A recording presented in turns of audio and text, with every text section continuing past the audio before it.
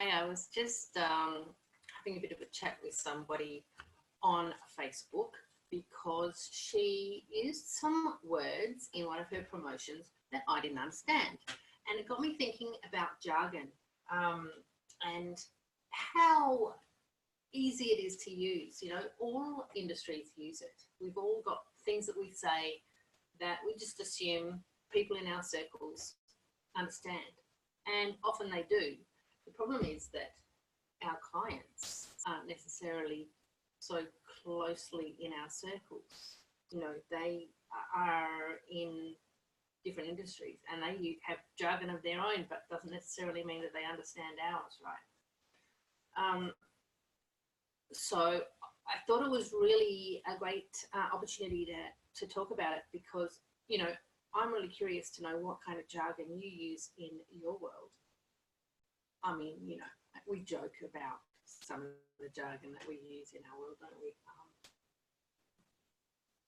And maybe you use some of these words. I'm very sensitive to things like, you know, boss babe and you know, people talking about things like killing it or crushing it or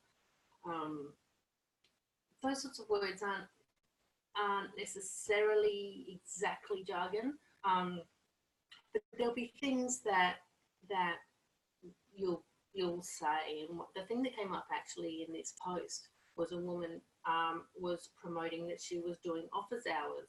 Now, that's a great idea.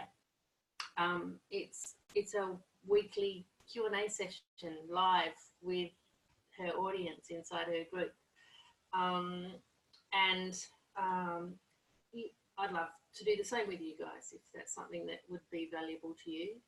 But I'm not sure I'd call it office hours. It's just a term that to me is jargony and it doesn't actually say what it is. It doesn't even really mean what it says.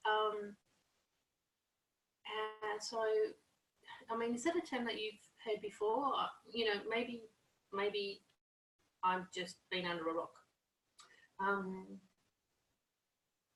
But the thing the reason that it's important, obviously, is because the words that are going to connect with your clients are the ones that they're going to immediately get, right? And if there's that disconnection between what you mean and what you're actually saying, maybe it's because it's jargon, and maybe if you're using jargon, they have to read on to work out what it is that you're talking about, and maybe it won't become clear. You know, it just depends on how aware you are of what they understand by the words that you're using.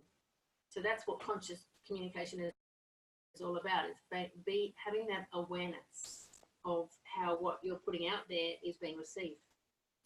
So, yeah, and you know, if you're using words that they use, that your clients use, customers use, then it's going to resonate much more easily, and that recognition and connection is going to happen much faster. And that's the whole purpose of your communication, right? So yeah, that's just something.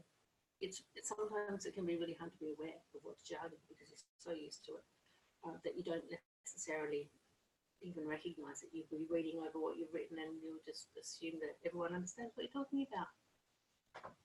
But it's worth having a critical eye to check yourself and make sure that that it's not not jargon, and or if it is jargon, that it's jargon that your client relates to, which is totally fine because you know that's who you're trying to connect with. And that's also another reason why it's so important to really deeply listen to the kind of language that they use when they're talking about their problems and challenges and what they want in their life, right? Because it's the words that they use are the ones that are really going to help us connect in better. And so the language that we use really works best if we can use their language. So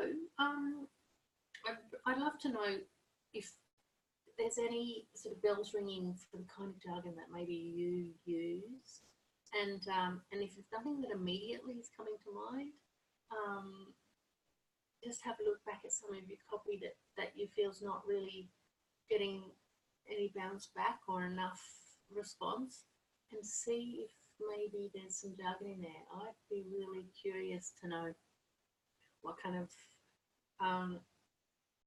jargon you want to banish from your communication. You know, some of it's fun, but yeah, so chat with me too. That'd be cool. Catch you soon. Bye.